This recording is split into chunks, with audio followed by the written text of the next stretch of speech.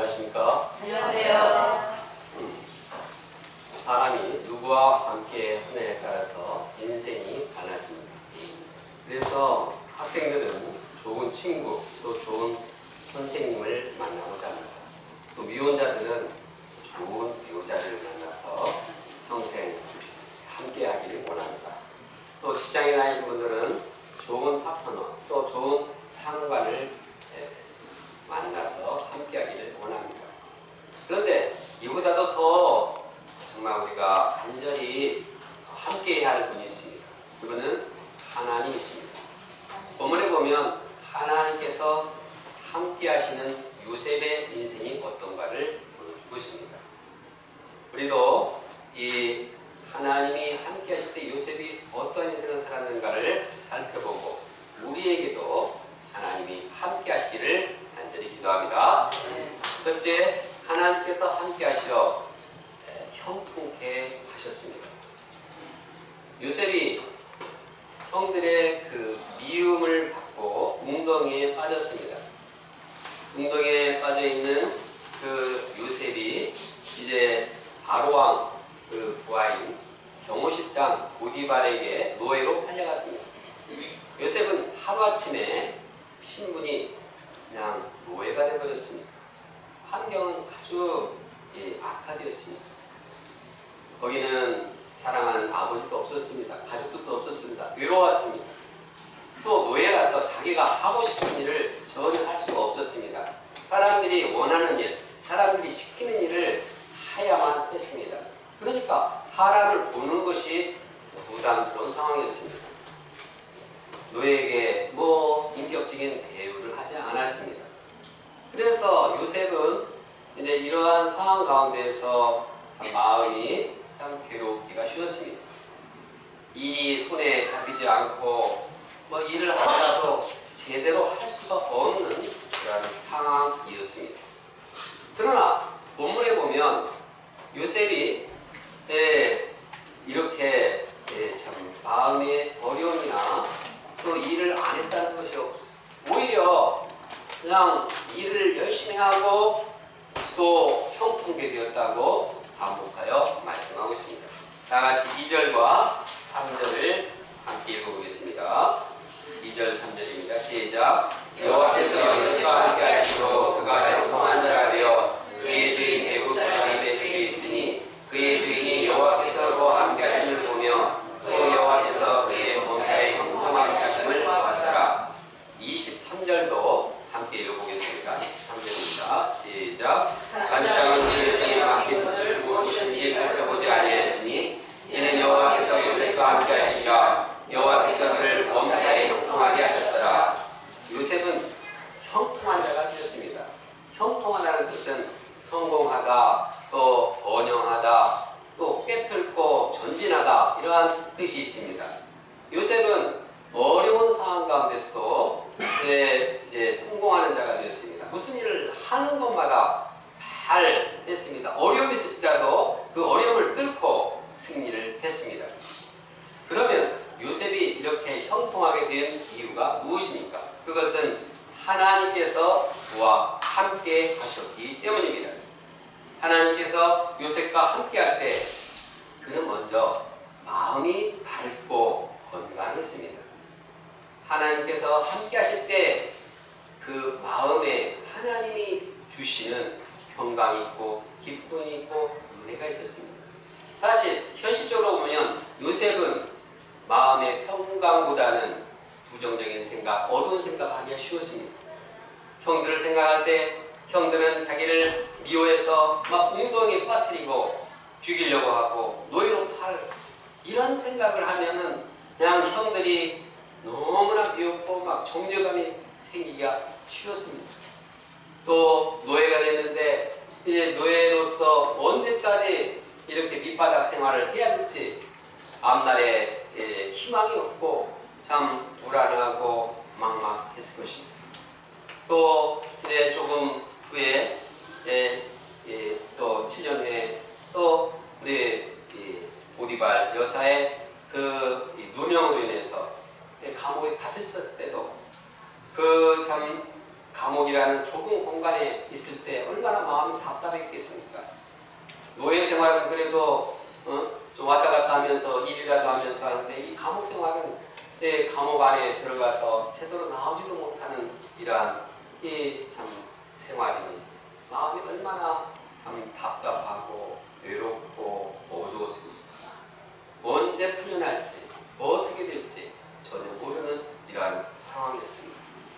그래서 그 마음이 참 어두워지기가 쉬웠습니다. 그러나 본문에 보면 요셉에게는 전혀 그러한 모습이 보이지 않습니다.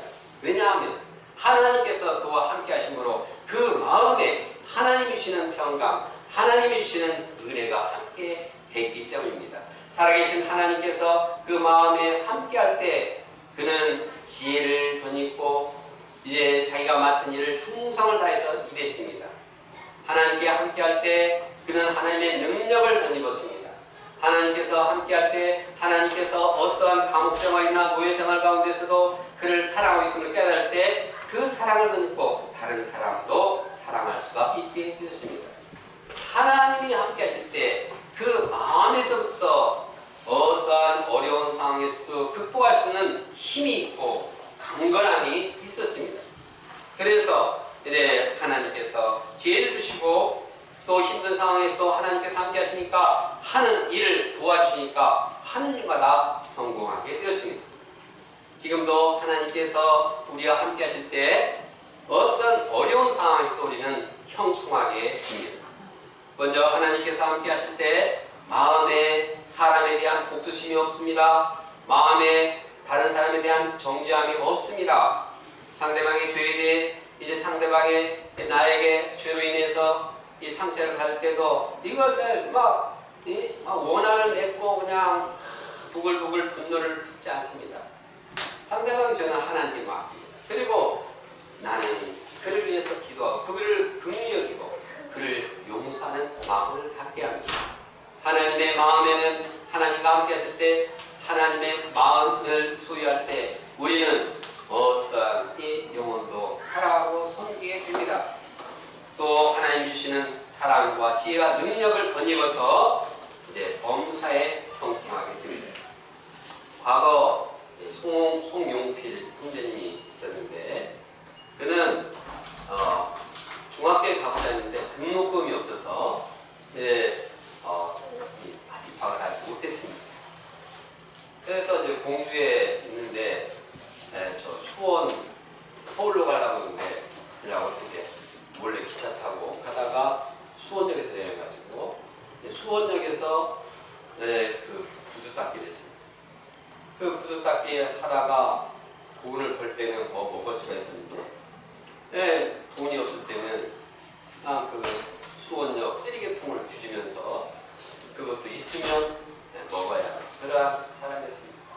역전에 대회하다가 역전에서 자고 이러다가 지금 보니까 이 철도 부분이 너무나 참 존경스럽고 나도 그렇게 하고 싶다 그래가지고 어려운 가운데서도 열심히 공부를 해서 철도 고등학교 입학 원서를 냈습니다. 그런데 딱 그걸 보더니 입학 원서를 써서 제출했더니 당신은 나이가 많아서 이미 철도 고등학교는 들어오지 못한다. 그런 가난으로 인해서 또 참 자신이 부모의 그런 도움을 받지 못해서 어렵고 절망적인 그런 상황 가운데서 부정적인 생각, 원망하고 또 불평하기가 쉬웠습니다. 그러나 그의 인생에 그 하나님께서 함께 하셨을 때 그는 형통하게 되었습니다. 그는 하나님이 함께 하셔서 이제 미국에 공부를 받습니다. 그래서 하나님의 도심을 던져서 열심히 공부하고 대학을 마치고 CPA로 활동하게 됐습니다. 또 하나님께서 함께 하심으로 그가 신학교에 나와서 졸업을 하고 제가 다니던 그 학교에 부총장으로 한 20년 동안 계속 이렇게 공부하고 있습니다. 일을 하고 있습니다. 극동 방송의 이사로서 또 외국 학생들을 돕는 학교를 설립하고 운영하고 있습니다. 또 독립연합회 회장으로서 여러 가지 많은 일을 하며 사람들을 돕고 있습니다. 그는 고백합니다. 하나님께서 함께하셔 자기 인생을 도우신 것, 그 말 위에는 달리 설명할 수가 없다. 하나님께서 함께할 때 어려운 환경에서도 형통하게 되는 이러한 은혜의 역사가 있습니다. 우리 박예환 교사님은 미국에 도착했을 때 단 100불짜리 집 하나밖에 없었습니다. 경제적으로 참 어려움이 있었고 또 선교 생활에 크게 적응하느라고 어려움이 있었습니다. 그래서 그냥 개척을 하다가 너무 힘들어서 귀국할 때도 있었고 정말 너무 어려워서 그냥 철수를 하지 않아야 하면 어떨까 그런 갈등도 했습니다. 그러나 하나님께서 함께 하셨을 때 이분이 자신의 물질 자립뿐만 아니라 많은 선교 동역자들을 자립하도록 도와주었습니다. 그리고 이제는 차세대 성경 선생들을 양성하는 GLF 프로그램의 지원자로서 이렇게 쓰임받고 있습니다. 하나님께서 함께 하실 때 어려움 속에서도 형통케 하시고 새로운 역사를 이루어 가십니다. 이러한 하나님께서 함께 하심으로 형통케 하는 예는 수없이 많습니다. 저도 마찬가지입니다. 저는 5분 이상 말하면 목이 아파서 이 말을 못하고 또 한 사람도 깊이 있게 품지 못하는 아주 내성적이고 속이 좁은 사람이었습니다. 그러나 하나님께서 함께 하시는 이제는 하루 종일 말씀을 전해도 괜찮게 되었습니다. 또 많은 사람을 위해서 기도하게 되었습니다. 하나님께서 함께 하실 때 우리 인생에 있어서 어떤 점에서 형통케 되었는가를 돌이켜보기를 원합니다. 그리고 하나님께 감사하기 원합니다. 더 나아가서는 우리가 모든 순간에 언제 어디 있든 간에 하나님께서 함께 하심으로 하는 일마다 범사에 형통한 자가 되기를 간절히 소원합니다. 네. 둘째, 하나님께서 함께 하셔서 사람에게 은혜를 받게 하셨습니다. 주인 보디발은 요셉이 하나님과 함께 하심을 보았습니다. 또 하나님께서 함께 하셔서 이 요셉의 하는 일마다 형통케 하는 것도 보았습니다. 그래서 요셉을 가정 총무로 삼고 자기의 모든 소유를 다 맡겼습니다. 4절을 함께 읽어보겠습니다. 내용을 생각하면서 한번 읽어보겠습니다. 시작. 요셉이 그의 주인에게 은혜를 주어 이르매 그가 요셉을 가정 총무로 삼고 자기의 소유를 다 그의 손에 일하다니. 당시 요셉은 요즘으로 말하면 외국인 근로자에 불과했습니다. 외국인 근로자가 그냥 노가다를 하다가 가정 총무가 된다는 것은 그냥 이 건축 일에 그냥 총책임자가 된 것입니다. 그보다 더 초고속 승진을 한 것입니다. 이는 주인 보디발이 이제 하나님께서 요셉과 함께 하시는 것을 보았기 때문입니다. 이처럼 하나님을 믿지 않는 사람도 하나님과 함께 하신 것을 보고 그에게 은혜를 베풀기를 원합니다. 노예 생활을 할 때만이 아니었습니다. 감옥 생활을 할 때에도 마찬가지였습니다. 이제 보디발 안의 누명으로 감옥에 갇혔을 때 하나님께서는 요셉과 함께 하셨습니다. 그리고 간수장은 또 요셉이 하나님과 함께 하시는 모습을 보았습니다. 21절과 22절을 함께 읽겠습니다. 시작. 여호와께서 요셉과 함께 하시고 그에게 인자를 더하사 간수장에게 은혜를 받게 하시매 간수장의 모든 죄를 다 요셉의 손에 맡기고 그 재반 사물을 요셉이 처리하고. 간수장은 이방인이었지만 하나님 믿지 않았지만 요셉을 보고서 하나님 함께 하시는 거 보고서 그냥 다 맡겼습니다. 재반업을 다 맡기고 그냥 죄수를 다 섬기도록 다 맡겼습니다. 사실 애굽인들은 세계 최강대국의 시민으로서 다른 나라 사람들을 업신여겼습니다. 그런데 요셉은 아주 작은 이 소수 아주 몇십 명 되지도 않는 이름 없는 그러한 참 하나의 부족에 불과했습니다. 거기다가 죄수였습니다. 그런 요셉을 발탁 통해서 모든 죄인들을 다 죄수를 섬기게 한 것은 이건 기적적인 일입니다. 이렇게 한 이유는 하나님께서 요셉과 함께 하시고 그 간수장이 하나님이 함께 하시는 요셉을 보았기 때문입니다. 유조제 이아브라함 선교사님은 물류회사에서 계약직 이 근로자였습니다. 그분은 하나님께서 함께 하심을 믿고 사람을 추천했습니다. 그분은 자기가 근무하는 그 시간 외에 다른 근무자들을 찾아가 이제 그를 보면서 이 말씀을 전했습니다.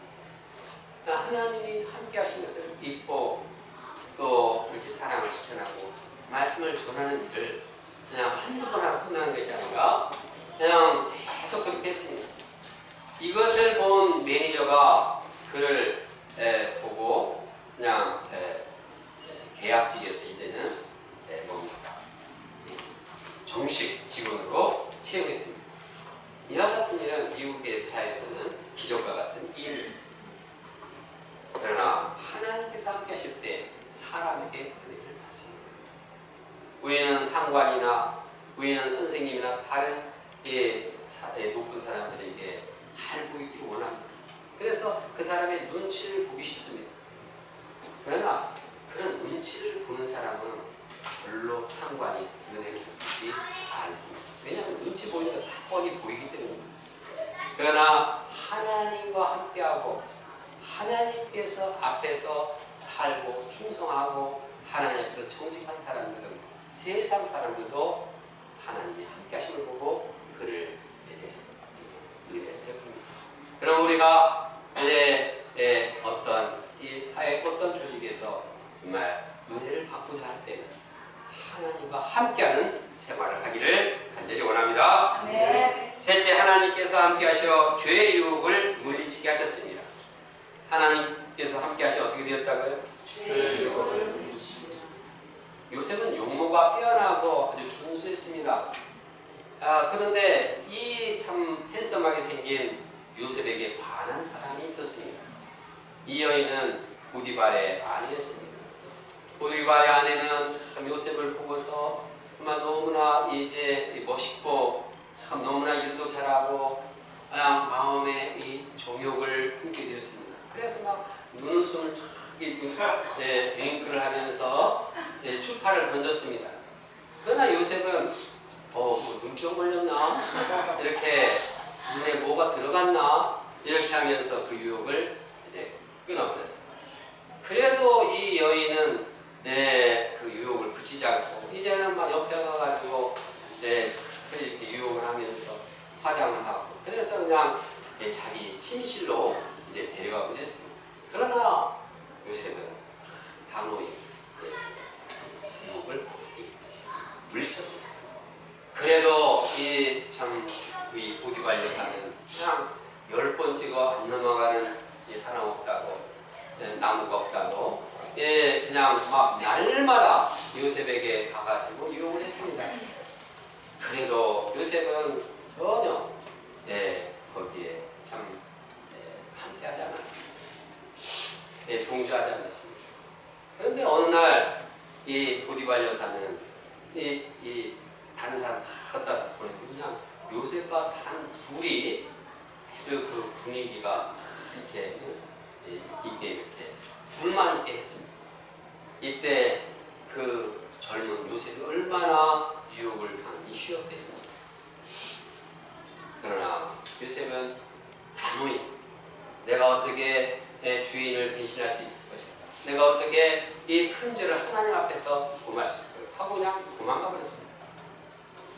이렇게 요셉이 이 죄의 유혹을 뿌리칠 수 있었던 것은 하나님이 함께 하신 것을 염두했기 때문입니다.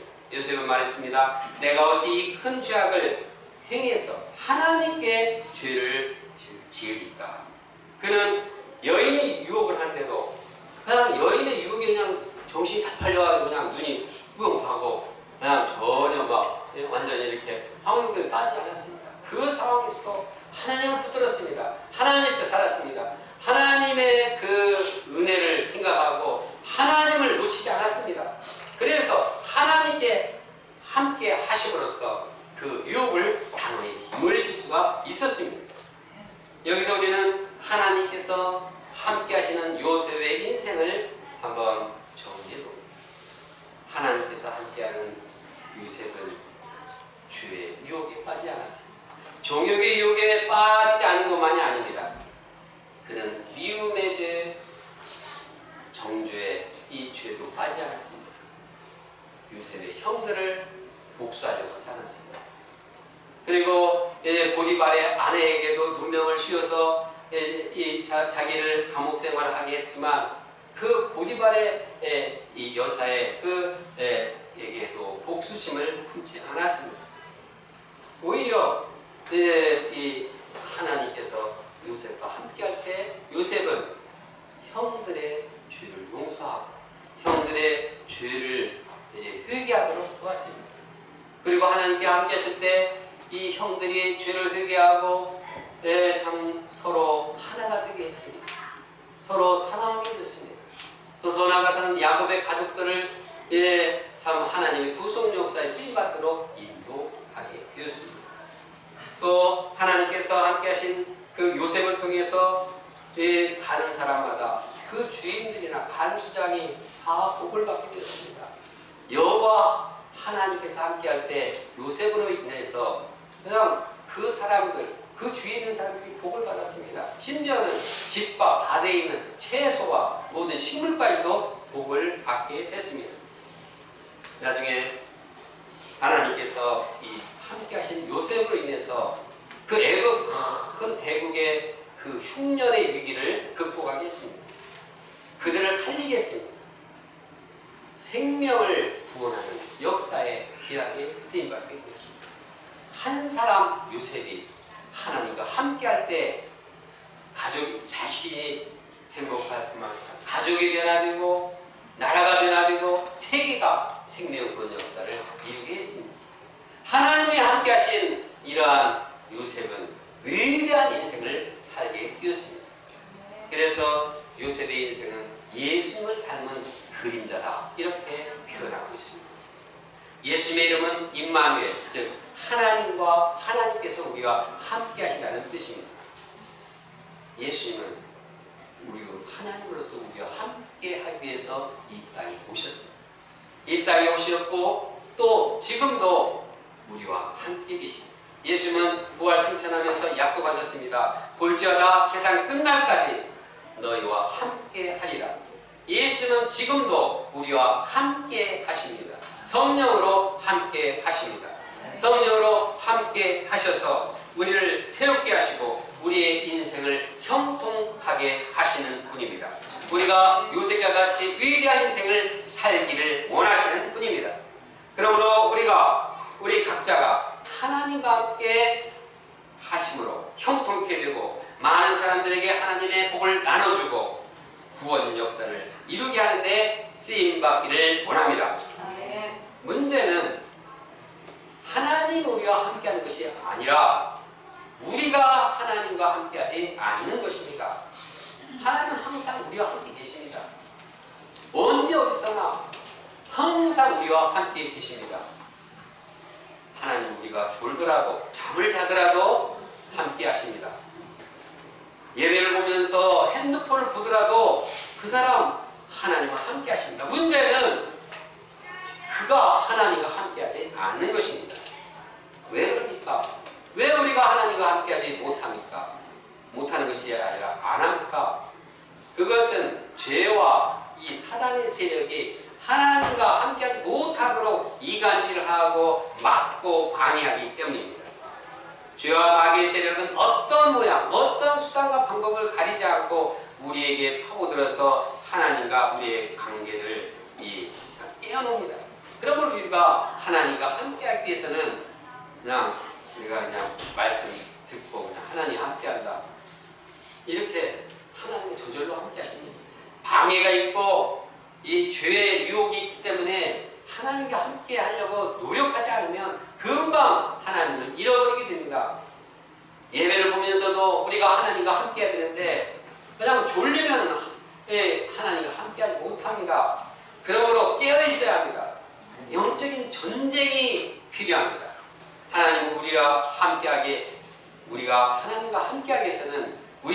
방심하면 안 됩니다. 순간순간 영적으로 깨어서 하나님과 이 대화를 하며 하나님을 의지해야 하는 것입니다. 그래서 하나님을 우리 마음에서 뺏기지 않아야 합니다. 요셉은 하나님과 함께하는 생활에 있어서 본을 보였습니다. 본문에 보면 하나님께서 요셉과 함께 하셨다는 말을 4번이나 반복하고 있습니다. 그는 언제 어디서나 항상 하나님과 함께하는 본을 보였습니다. 이처럼 우리도 하나님과 함께하는 생활에 익숙해야겠습니다. 마치 어린아이가 그냥 엄마가 탁 붙어가지고 그냥 껌딱지처럼 이렇게 붙어있는 것처럼 그냥 항상 하나님을 의지하고 하나님을 믿고 하나님의 사랑을 덧입어야 합니다. 찬송가 415장에 보면 주 없이 살 수 없네 나 혼자 못서리 이것이 찬양으로 끝이지 않고 정말 주님이 없으면 한순간도 살 수 없다. 나 혼자 도저히 알 수 없다. 하나님을 의지하고 하나님과 함께하는 자들이 되기를 원합니다. 그러면 하나님과 함께하는 삶을 위해서 우리는 어떻게 할까요? 먼저 우리는 기도해야 합니다. 하나님께서는 말씀하십니다. 너희가 온 마음으로 나를 구하면 너희는 나를 찾을 것이고 나를 만나리라 이렇게 말씀하셨습니다. 우리가 하나님을 구할 때 하나님께서는 만날 수입니다. 기도하지 않는데 어떻게 하나님을 만날 수 있을까요? 참 있을 수는 있지만 어려운 일입니다. 또 예수님께서 말씀하십니다. 너희 하늘 아버지께서 구하는 자에게 성령을 주시지 않겠느냐. 우리가 구할 때 하나님께서는 성령의 하나님을 주시는 겁니다. 그러므로 우리는 언제 어디서나 기도합니다. 길을 갈 때나 또 이제 공부를 할 때나 또 이처럼 예배를 볼 때도 하나님께 기도하는 마음으로 예배를 드려야 합니다. 그냥 날 잡슈 그냥 한번 내 뵙게슈 이렇게 예배에 참석했고는 하나님을 만날 수 없습니다. 그래서 미리 와서 예배 하나님을 만나보자 기도하고 준비하고 그리고 찬양을 부르며 이 마음의 문을 열고 하나님을 받아들이고 이것이 하나님을 만나게 되는 것입니다. 우리가 언제 어디서나 항상 기도하고 하나님 만나는 하나님과 함께하는 생활을 하기 원합니다. 내가 해야도 로타에 왔다 갔다 오면 이렇게 하고 가는 사람들이 많이 있습니다. 근데 그래서 야, 너 길을 가면서도 이거 하네. 뭐 성호를 듣는 것이죠. 성당 앞에서 하지만 로타리에 가만히 있으면 거기 사람들이 길 가면서 그렇게 해요. 야, 저 사람들은 참 길을 가면서도 하나님을 잊지 않으려고 노력합니다. 물론 이제 듣기만 하면 안 되지만 일단 이러한 자세로 정말 우리가 무엇을 하든지 항상 하나님과 함께하는 습관을 들여야겠습니다. 둘째로 기도와 더불어서 말씀을 묵상하며 지켜야 합니다. 성경 말씀은 그냥 인간이 쓴 것이 아닙니다. 하나님의 감동으로 하나님의 그 호흡으로 하나님의 숨결로 지은 것이 성경의 말씀입니다. 거기에는 하나님이 함께 하십니다. 요한복음은 말씀은 곧 하나님이시라고 했습니다. 그러므로 말씀과 함께하는 삶이 곧 하나님과 함께하는 삶입니다. 말씀은 단순히 무슨 윤리책이나 무슨 도덕책으로 보면 안 되겠습니다. 말씀은 하나님이신 것을 알고 말씀을 대할 때 하나님을 만나듯이 존중하고 말씀을 대할 때 한마디 말씀을 마음에 깊이 하나님을 영접하듯이 이렇게 해야겠습니다. 우리가 말씀 공부할 때도 말씀을 깊이 있게 연구하는 것도 좋지만 말씀을 정확하게 파악하는 것도 좋지만 더 중요한 것은 그 말씀을 우리가 판단하고 우리가 요리하고 조리하는 것이 아닙니다.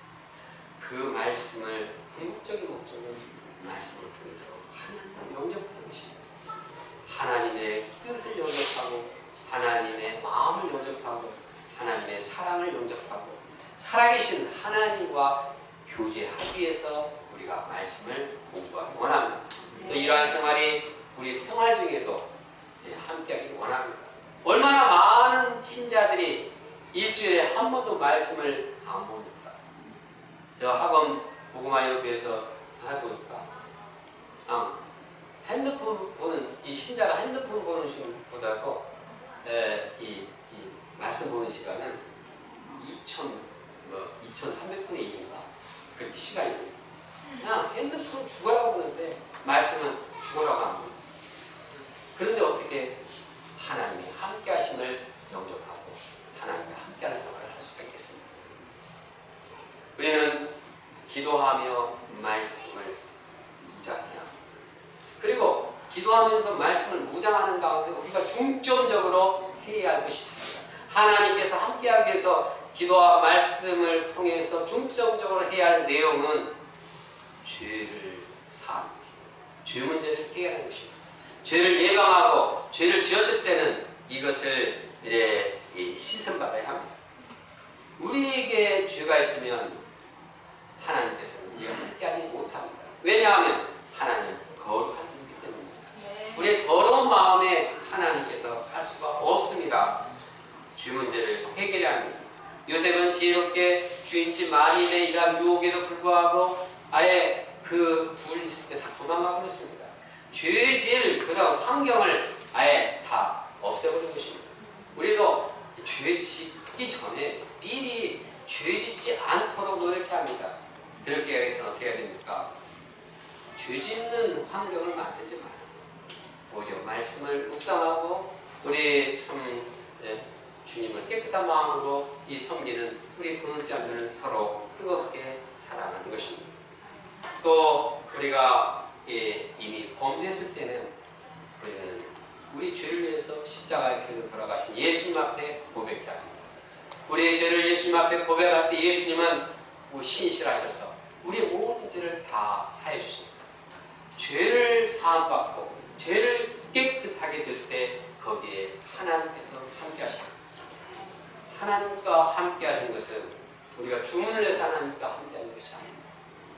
기도와 말씀을 통해서 하나님을 만나고 우리 안은 죄를 해결할 때 하나님을 만나고 우리의 생활이 이처럼 말씀과 기도를 통해서 죄 문제를 해결하고 죄를 사함받음으로 하나님과 함께하고 하나님이 주시는 은혜를 덧입고 사는 자들 되기를 간절히 원합니다.